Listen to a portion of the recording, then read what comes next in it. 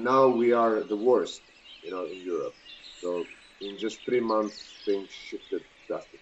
Yeah. Okay, I think we will go live in 1 minute or so. Okay.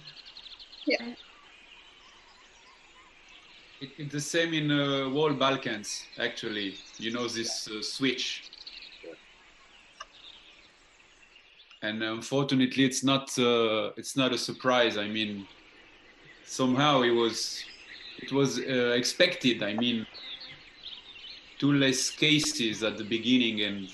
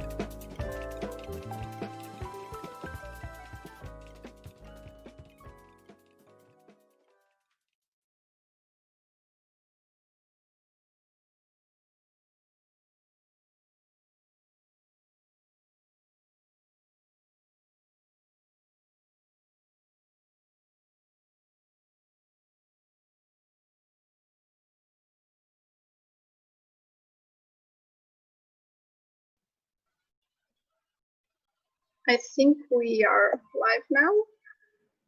So hello to everyone who is watching us, and hello to our guest, Lia Fursi from Cinema Ambiente and Errol Dilibani from DocuFest. I am here with Benjamin Ribu, the director of Pelican Film Festival, and we will have a discussion about sustainable ideas and strategies for film festivals. We will hear from our speakers about their respective festivals and how they're trying to adopt a more sustainable and eco-friendlier production of an event. So I would ask our guests to introduce themselves and their festival a little bit. Maybe we can start with Lia. Okay. Please. Hi to everyone. So I'm Lia Fursi. I'm from Italy, and Cinema Ambiente is a really old festival. This year will be the 23rd edition, and is based in Torino, in the northeast of Italy, and it's a festival that it has grown in the years, because it's started and founded, and it's still directed by the founder, that is Gaetano Capizzi. And since the beginning, the aim of the festival was to show to the audience environmental documentary that were mostly impossible to be watched in Italy, because documentary has never had a distribution in theaters and things like that. Just to let them people know what was happening to the situation of the earth. And right now the festival it's a huge one. I mean, we used to have 6 days of screening in 6 theaters, and we do screening for school for 1 month and a half, more or less. And it's still the aim of the festival is to show to people good films with a strong engagement. In the beginning was the films were mostly of denouncing bad situations in the environmental fields. Now we have shifted a little bit because we realized that the audience was asking for good examples, possible solution, or advice in what every one of us can do in the daily life to be more sustainable. So that's it. That's Cinema Ambiente. Thank you, Leah. And Errol, if you can also do a small picture for our viewers of you and DocuFest. Yeah, hi everyone who is listening to this unfortunately online streaming. I wish we would be all together and share these experiences with our audiences. Unfortunately, we are where we are. we are facing these new challenges, and I guess we will be adopting. I'm Errol Bilibani. I'm the head of DocuLab, which is a part of the programming section of DocuFest, International Documentary and Short Film Festival, which is often regarded as one of the largest documentary film festivals in the region, in this part of the world. An initiative that started as a friends getting together turned into one of the major film festivals because there was a lot of passion, there was a lot of love for the city, and there was a lot of environmental actions to kind of bring attention to the protection of the river in the city, to the promotion of the cultural heritage that we have here.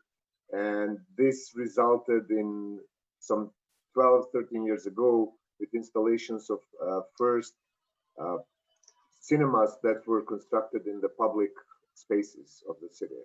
We kind of constructed a cinema on top of the riverbed. We constructed a cinema on the castle, and we saved our old cinema, which was due for destruction from these developers who always are using the terminology of sustainable development and then try to destroy the heritage, try to destroy the environment just for the sake of this sustainable development. So DocuFest introduced the environmental section, as I said, very early, some 12, 13 years ago. And what we started initially when we introduced a camp that could accommodate our low budget guests who could, this was located in the vicinity of the city. We built the first power plant, hydro power plant, a very small one, very, very small one that was installed in the river that could at least make electricity for the campists who would come to the camp. Basically, we wanted to do this sort of small actions just to show that things are possible. If there is a will, there is always a way.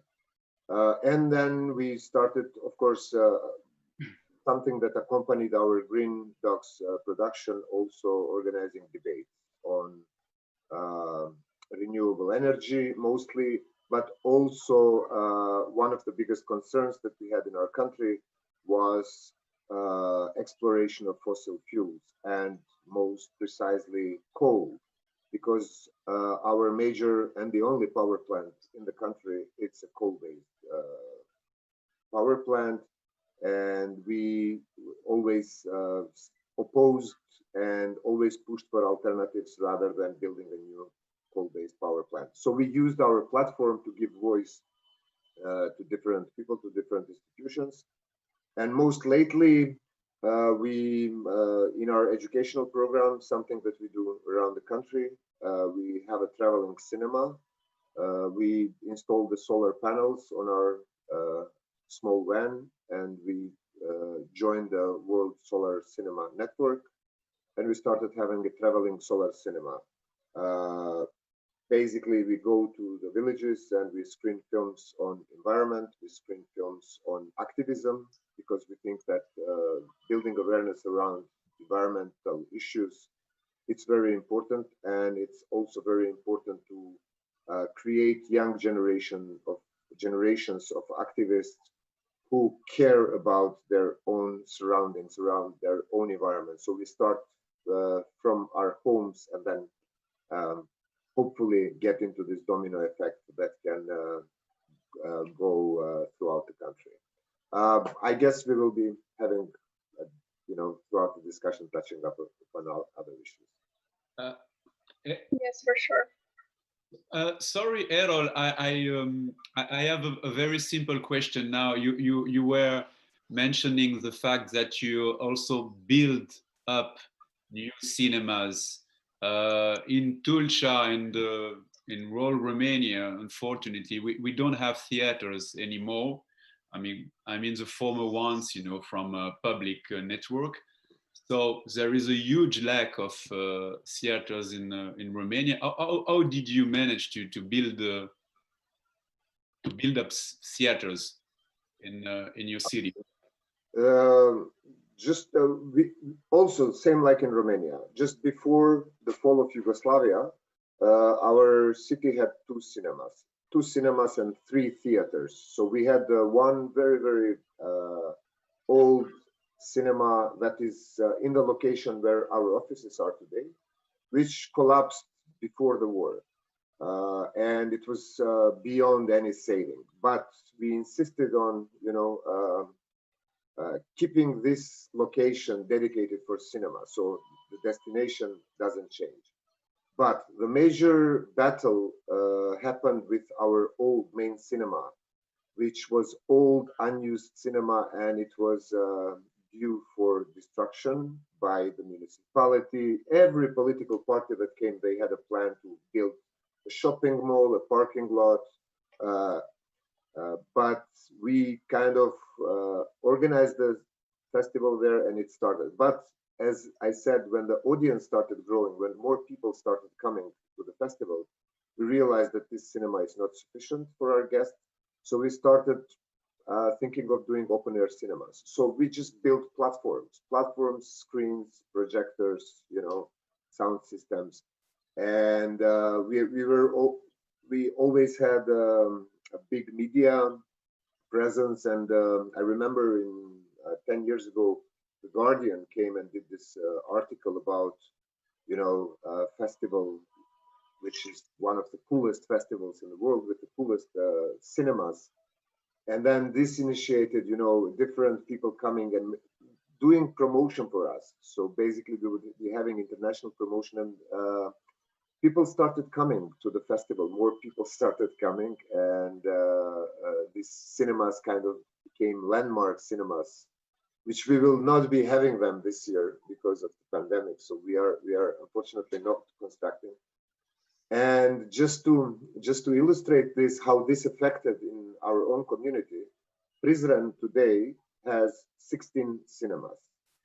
So per capita, if you look at per capita, we have equal number of cinemas as Madrid, I guess, more than Stockholm, more than you know, major cities in Europe, which shows that, you know, once you invest and once you start building around cinema, building the community around cinema, people will start going to the cinemas. It's very difficult to kill the cinema. I mean, I think that you guys should try and have a look at our pictures of how we did it and maybe do something, at least for the festival. Yeah. Yes, thank you. Actually, this is why we initiated this discussion. I might remind our viewers that Pelicam, Cinema Ambiente, and DocuFest are part of Green Film Network. And we thought it would be interesting to use this platform and this network as a sharing knowledge one, and see how other film festivals are doing different things and approaching this sustainability production of event organization and even cinema production, because like Ben said, in Romania there's a lack of cinema. So we are very interested in your case because you have this traveling solar cinema. So not only you're doing the cultural work, but you're also doing it in a sustainable way. You have a smart plan of using solar powered cinema. And I was wondering if you can tell us a bit more about the logistics and if you had any help probably from the Solar Cinema Network in terms of sharing information and knowledge and possible help. Yeah, well, our traveling cinema we initiated a long time ago. Of course, it was not in a non-sustainable way, because our mission is making films accessible to wider audiences and to everyone, basically bringing people to the entire country, bringing films to the entire country. What we did, it was in 2016, we partnered with with Solar Cinema Network, and they were here at DocuFest. We discussed about the possibility of joining the network, and they were really of great help. They provided us with the know-how. They provided us with the specifications of how to make the installations, on how their installations work. We even tried and applied for installations in Holland because, as you know, they are based in the Netherlands. But unfortunately, we could not get the funding. Some donors saw this as a not very interesting project, but we never gave up. You know, once we have an idea, we always kind of keep it there, and whenever an opportunity is given, we pursue it. So basically, European Union here in Kosovo, in a couple of years ago, saw the idea, saw the project, and they generously supported the installation, which was done all in Kosovo, which was also a challenge for the company, for the solar power company here, to make the installations, because it was for the first time that they are doing for something that's mobile, it's not static. Sure. And that was that kind of lasted quite a long, but in the end, even after the first tasting phase, it proved that the installation was done in a perfect way. And then together with Balkan Green Foundation, which is a foundation here in Kosovo, we started building a program, educational program. So what we have in DocuLab section, which is a kind of educational program that works throughout the year, we have films that are on the environment, together with didactic materials for teachers. So we do training for teachers on how to use these films, and if in the village there is no conditions for screening of the film, we always go with the solar cinema. So if we show them a film about, I don't know, solar panels, or, you know, for example, film Solar Mamas or Point of No Return, we also then make a demonstration on how solar energy works. And this especially for younger generation, for generation that live in an underdeveloped or undeveloped rural areas, it's something totally new, and it's something that gives them a certain perspective and inspires them in a way. And we are very happy that in certain schools in the villages, students as a self-initiative started environmental clubs in their schools, and then they started, you know, doing actions around, I don't know, there is a village here very close to Prizren. They started cleaning the river, and then they started like protesting and not pushing the authorities to control better, for example, the fishermen, irresponsible fishermen who would go, you know, fish and then leave the trash out there. So basically, you know, doing it step by step. But as I said, the awareness, it's, you know, we use our platform to raise awareness and to make young people, particularly, more aware about what they can do. So, you know, becoming green environmentalists. Thank you. Connected with that and with what Leah said, do you see the actual programming and the concept of your film festival as the first sustainable strategy with quotas? Because you actually push for sustainable development through your educational objectives. So would you say this is like the first step in, or like the first eco-friendly activity? Well, I believe in process. I mean, we as DocuFest, we believe in the process. We don't believe in a single actions like you do something big and then things will change. To reach to hearts and minds of people, it takes quite a long time, and you have to, you know, be consistent, and you should not give up.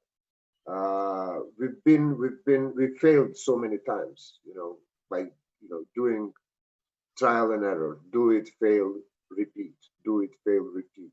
But you always learn something during this process. So you change for better. You start from yourself, you start changing yourself.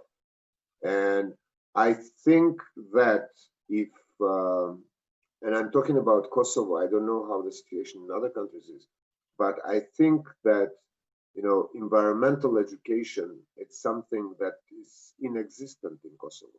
So basically, we are kind of filling the gap.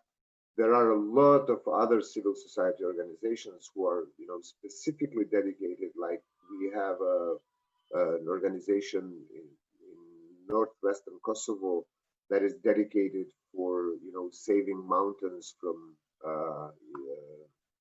the wood cutting, illegal wood cutting, saving streams of the rivers, you know, from hydropower, because that's also something which is very, it's something that's new in Kosovo here, and it's very dangerous, the way how it's done in a very wild way. We have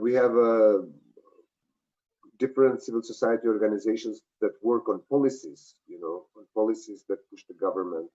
For example, I think I presented this during also our assembly when we were in Portugal, in Sevilla. You know, our first win was when World Bank withdrew from, you know, supporting the new power plant, coal-based power plant, a couple of years ago. I mean, not us as DocuFest, but, you know, a larger group, a larger consortium of organizations that were pushing from all sides. So I think us alone, it's not enough. I think we need, you know, a wider coalition of like-minded people, of people who care about our future, because our future doesn't seem very bright. I mean, when we talk about from the perspective of the climate change and what's happening, And I know Kosovo is a small country, but every small country has to do their own part. And this is why this year we are going to organize a high-level debate on democratization of energy, during DocuFest. And we are bringing people who are, from all sorts of fields coming, be it from academia, be it from, large activist organizations that do massive actions globally. So we want to bring that energy also here. So what we can learn, so we can do our homework in our small country. Sounds great. Leah, any thoughts? Well, I do subscribe to everything what Errol said, because the process is the important thing. And at Cinema Ambiente, we have learned that. And I mean, during all these years, we have tried a lot of different strategies, just not only to show people films, but to be an example of sustainable, let's say, living, but at least organizing a cultural event in a sustainable way. And we have done a lot of different experiments, because we have decided to, of course, using for the catalog, for example, recycled papers, and just using only typography that use ink without plumb, or like trying to be plastic free in the office, in all the theaters where we have screenings. So we made a deal with the public water of the city, and when we have the festival, we remove the bottles machine from the cinema, and we have the public water that install a sort of fountain with public water for everyone. And also, in the years, we have learned that, like, also the little things, like do not having for the guest the plastic badge, but using one of paper or cotton, organic cotton, like all the t-shirts, the merchandising of the festival, that has to be all certified, and I mean, we can in a way show to people that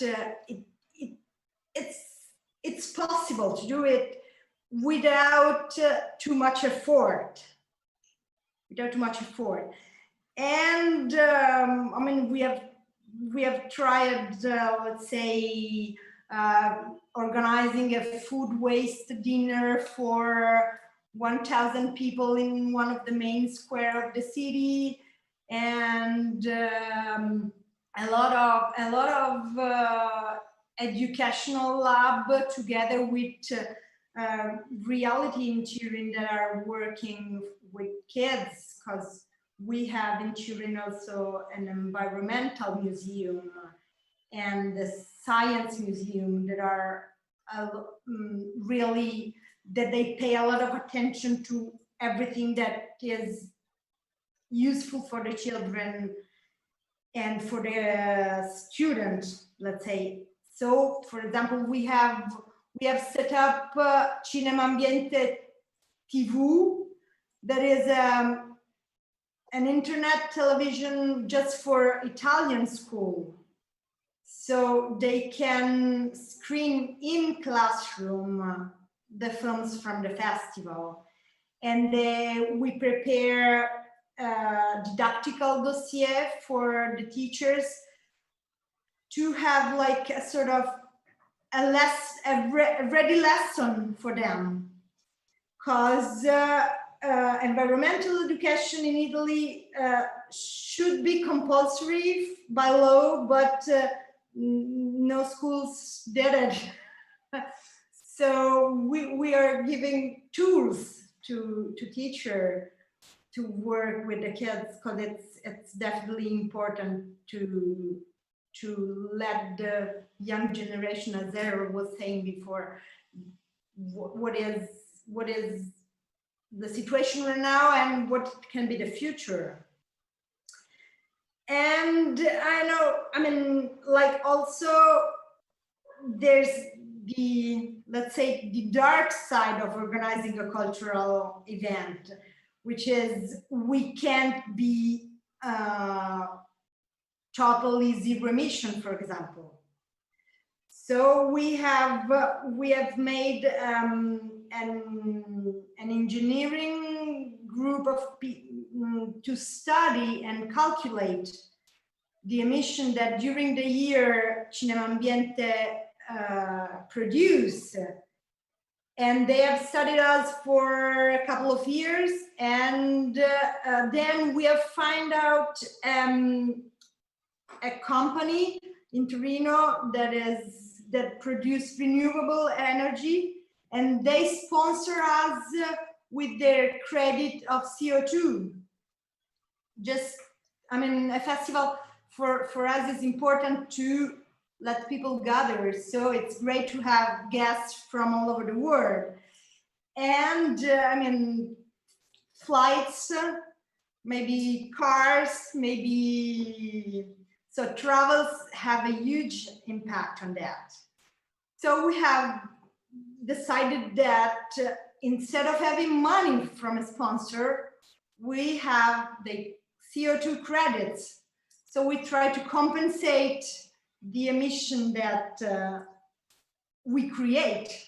I mean, the philosophy behind here is, it's really, we have to give the example to our audience, because it's important. It's important to show that, I mean, we just not only talking about being sustainable, but we are trying to be sustainable.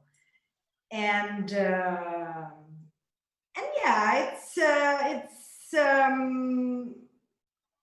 it's becoming more and more easier, because we know that for example, people, the audience, the first years we took off from the cinema the machine for the Coca-Cola and Fanta and sparkling water, were really a little bit of upset, but now they are all coming to the cinema with their water bottle, and they fill up with the public water, and it's quite normal now. So I mean, we're trying a little bit every year with something new, something that is really to show what it can be done to be more sustainable. Yes, absolutely. I think, yeah, this is the important thing, and what we're interested in. How do we set an example for our public?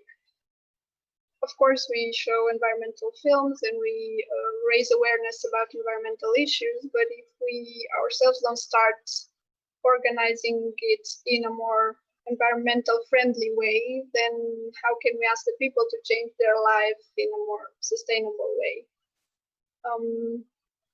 And I think here we talk, we come across the choices one has, because, for example, we in Romania don't have, it isn't very easy for a film festival not even to do waste management correctly, because we recycle quite a small percentage of the garbage we produce, and not all city councils have implemented this. So if you do it for your event, you have to connect with an association that does it, and everything becomes more complicated. Not to mention what you have said, finding a sponsor and using the CO2 credits. I don't think this will be possible in Romania. Well, I was curious, how do you see this offsetting of the CO2 emissions? Like any other ideas you have used, or platforms like Atmosphere or stuff like this? Maybe, I don't know, you have different strategies you use, because Julia said that you tried many things and went in different directions. Not on the CO2, I'm sorry. Just because we have been lucky, because in Torino there's this company that produces renewable energy. Mm-hmm. So it was, in a way, it was easy for us to cross them and meet them and find a road to walk together. And yeah, we have always thought about not inviting guests to come, so in order not to travel. And the thing is, for us, I mean, we think that festival is really a place where people can gather and meet and talk. And for like this year, with this health situation, we were like really sad of thinking we might not have any guests. We might not have any people to talk to physically. And it's an important debate in our festival. We should like switch to the online meeting besides the health emergency, and not having guests, or like having guests and compensate the CO2. So, for example, for European guests, if it's possible, we have pushed them to use train, or we have found out that Air France and KLM have new kind of plane engine that reduce their emission. So we got a little sponsorship from them.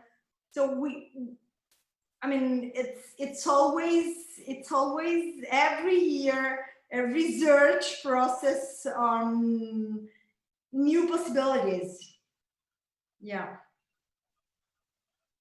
I think it's also the aim of a film festival. It's not only about gathering people together, but it's also about gathering different kind of actors, you know, associations, institutions, private companies, and so on.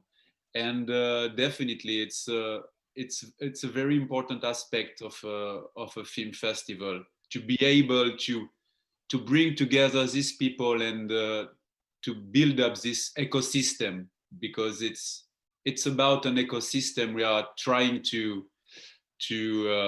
build up with this festival, along with the informational, the main mission of the festival, which is to inform people.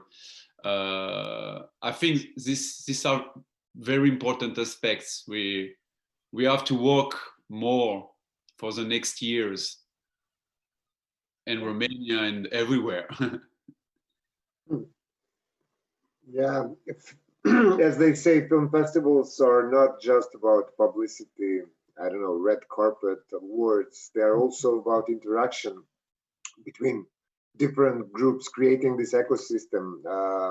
We have, for years, brought this unique atmosphere where the whole city would turn into a festive mode, and where cinephiles would have the opportunity to meet either in or outside the cinemas at a number of festival locations, where we would also organize numerous parties, you know, because we would be continuing the discussions that we would be starting either in panel discussions or in the cinemas, you know, related to film, even late at night. And this is what this is the magic of every festival. I mean, this is what we were doing together in Seia when we all met, or in Cinema Ambiente, where we met together and, you know, we were discussing all of these things. This is sadly now not possible. I mean, at least this year, we hope that next year we'll start getting a bit better. But this abruptly disrupted the traditional festival circuit and transformed the way we watch and consume films. And all of us now, we are talking about going online, which will be great for environment and for the CO2 emissions. I mean, there will not be flights, so many flights, but I see a lot of friends, like I saw a post of a friend traveling from Greece, I think, to Amsterdam, and she was in a flight with 4 people, you know, and that's also very sad, you know, having, you know, all these CO2 emissions for only 4 people, because people are either not being allowed to travel now or are afraid to travel. I mean, there is this fear, and people will be scared for many years to come now to travel and to go to the location. So this will get us into some sort of a new normal, I assume. And what's that new normal going to be looking like? None of us know. Yeah. Yes, absolutely. I think. But the cinema will not be dead. Come on, you know. let's put it maybe in a more positive mode. And I think the power of cinema, you know, in connection to environment and in connection to, you know, our mission will continue to, you know, raise awareness on climate change, you know, on clean energy, and, you know, we will continue, even if it's online, because we did it when the at the outbreak. We immediately shifted our program in schools that we would be doing, and which in a way turned better, because we could be virtually in 4 cities in one day, which was almost impossible to do it physically. So basically, that kind of helped us to reach out to more students, to more teachers, and our numbers changed drastically in those first days. We started having like daily activities with around 400 students, which physically would be absolutely impossible. Yeah. So online gave us this new opportunity as well. And I think some of these things we will maintain, you know, even in the future. So basically, we will be shifting into, I guess, a hybrid mode of working. I guess that was my next question. If given the fact that online events have a smaller footprint on the environment and allow for more access, because you can reach a wider audience, you can have a lot more guests coming, so to speak. If you would consider like transforming it into a hybrid, like keeping some parts online.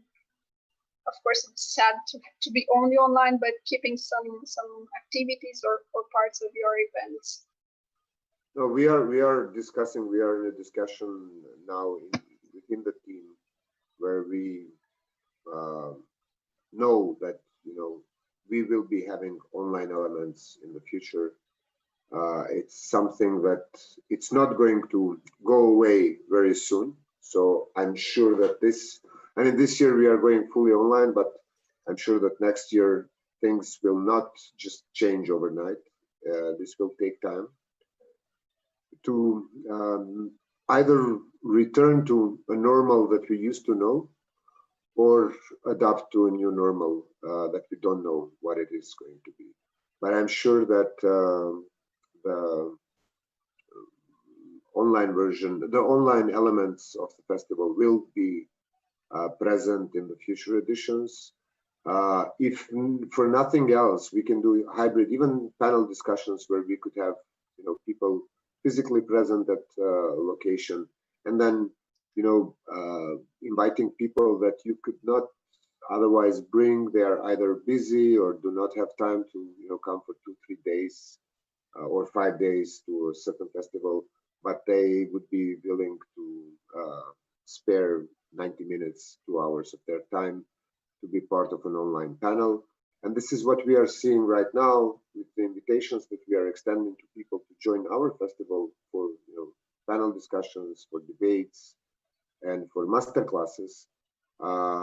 We are receiving a big number of positive responses, which is very encouraging, as opposed to, often, I'm sorry, I'm at holiday for that period, or, it's a long travel. Or in case of environmentalists who tell you, like, I'm sorry, there is no train to Kosovo, and I don't fly. So that's also one of the things. And I'm really looking forward to learn from this edition and maybe reflect on it and see how, we can use these elements in the future. May I ask you, Leah, if other cities in Italy were inspired by your festival and decided to build up another environmental film festival, let's say Roma, or I don't know,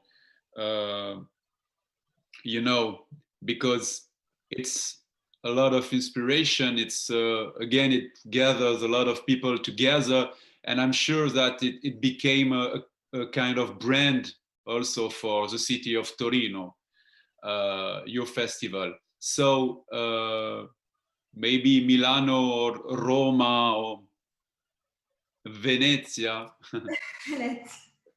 No, yeah. Cinema Ambiente has been an example, and more, let's say, in little reality in Italy, because we always acquire rights from the rights owner of the films we show during the festival, and during the year we distribute it in Italy.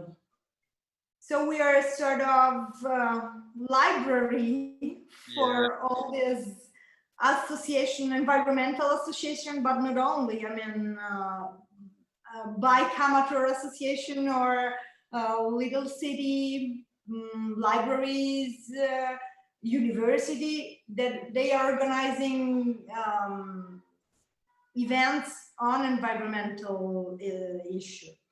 So we do rent films, because we do prepare films with Italian subtitle for the festival. So it's easy for the Italian to watch these films. And we have a lot of requests. I mean, we rent, let's say, at least 200 and 250 films every year. And screenings or films? Sorry. Screenings. Yeah. And we do help in building the event around the film, around the screening, because as we always do during the festival, a film is never alone with the audience. There's always someone, let's say during the festival, if it's possible, the filmmaker or someone who has worked at it, and always with some experts on the theme that is talked about in the films. So we do help all this reality that are asking us, let's say, the little city in the middle of Italy, right, has that we would like to talk about recycling waste. What can we do? So we propose them, let's say, 3 different films with some topic to talk about, and advise them in building the debate after the films. So let's say we are trying to spread in Italy the words. Thematic film environmental festival that have born after Cinema Ambiente in Italy. Yes, there are a couple of them, one in Sicily, one in Sardinia, and but not in the main cities of Italy, not yet. So you are more like a distributor of of films, yeah, which is, it's a good model. I mean, it's very nice.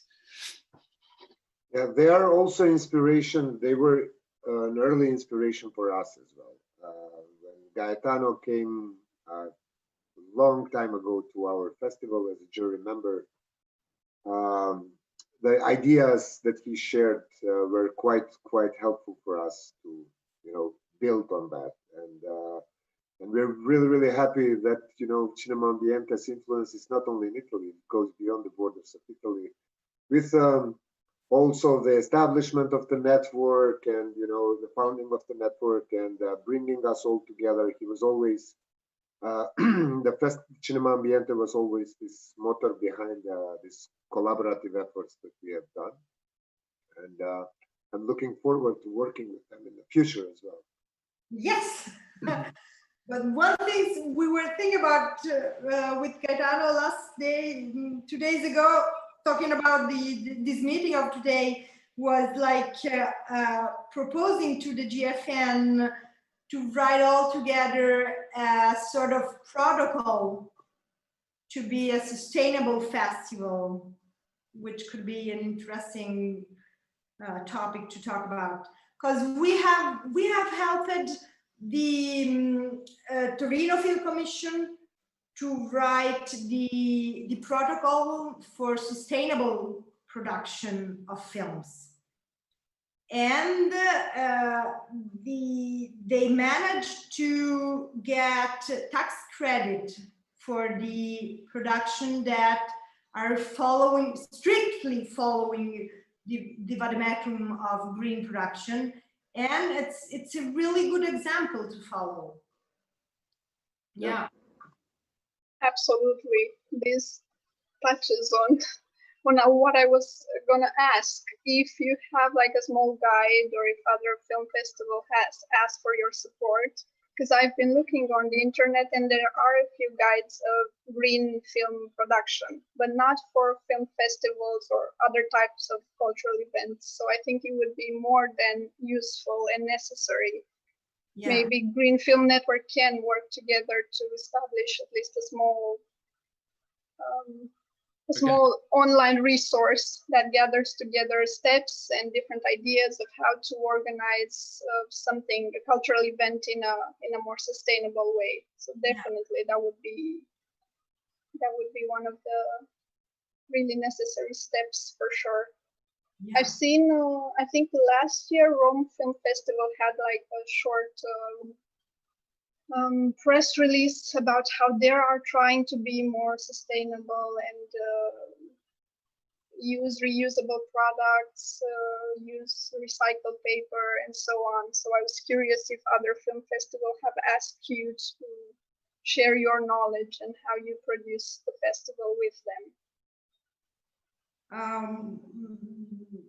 Not precisely, but the things we can easily share is we have worked with the region of Piemonte, where Turin is the region where Turin is based, to write the protocol for sustainable purchasing in public administration.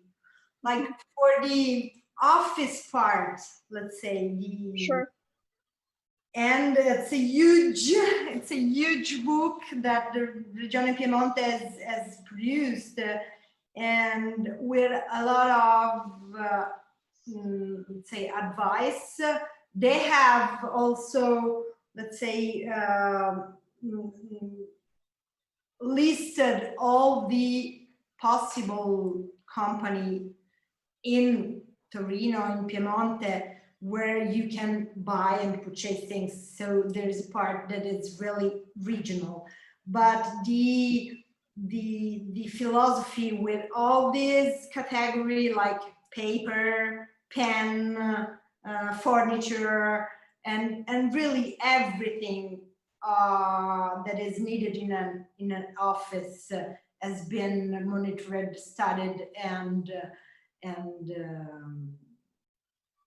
yeah, there's a lot of things we can share. Good, so we can do another webinar, and then we can put the first stone of the GFN guide for responsible festivals. Yeah, hopefully do it in a physical event that can be streamed online. Yeah. Doing it in a hybrid way. Exactly. Yeah. Yeah. No, but I think that would be really helpful, because as you know, we are not 100%. I mean, we are not just an environmental film festival, but there is a strong element, embedded within our program, both in the festival and throughout the year, what we do throughout the year. And I think that, many festivals that are not necessarily environmental film festivals could benefit from this and could be part of the stronger voice. I mean, as many festivals can include elements that talk about environment, that talk about the climate crisis, that talk about, the problems of their own communities, because we all have to start from our own communities initially. And I think as many festivals can do, that would be better. And I think that Green Film Network could take a lead on this and could, be the driving force into at least becoming a source from where the information is secured. We know that the information is credible. There is no risk of having some sort of a corporation creating this kind of manuals for film festivals that could lead us somewhere where we would not want to go. Yeah. Yes, for sure.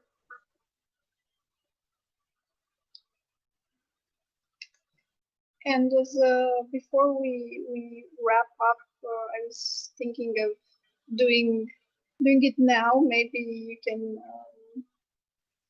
share what do you think would be the most important aspect and the easiest one to change in the organization of a cultural event, like the easiest step any film festival or any music festival for that matter can take towards becoming more sustainable or more eco-friendly?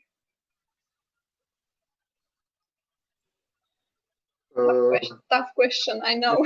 It is a tough question because it's, I mean, we organize also, I mean, apart from film events, we also organize the music events. So we have large concerts as well, which were the first thing that we canceled this year. We knew that we are going to cancel those, and we found a way how to do it in an online way. It's one of the most important elements for us, and I'm saying here, it's that considering, whatever products we serve, just as Leah was talking earlier, are environmental friendly. You don't engage with companies that have, clear, that have done harm, globally to environment. use renewable energy as much as we can. You know, whenever possible, use renewable energy. The solar cinema has shown that you can create mobile solar stations that can, you know, supply energy to different locations. There is this fantastic initiative going on right now in Kosovo in one of the villages. They have this Ethnofest, which is a festival dedicated to our heritage, you know, to tradition, to culture, to folklore, and they are building a huge solar farm around it. So it's going to be 100% on renewable energy. So basically, you know, we partnered with them because we said that we are going to come and screen films, you know, that will talk about renewable energy. So the message, in a way, to everyone who organizes events, regardless of the size, regardless of the type of the events, that it's like, let's try to work together. Let's try to work together, ensure that it's going to be easier. Sharing resources, it's always, you know, something that makes everything more sustainable. It makes you also stronger, as you know, because you bring alongside the resources, you bring expertise as well, you know, and you diversify. So basically, what we do, we have film, we have music, we have technology. We have started Dokutech with our partners here in Kosovo and Serbia years ago. We have events for children.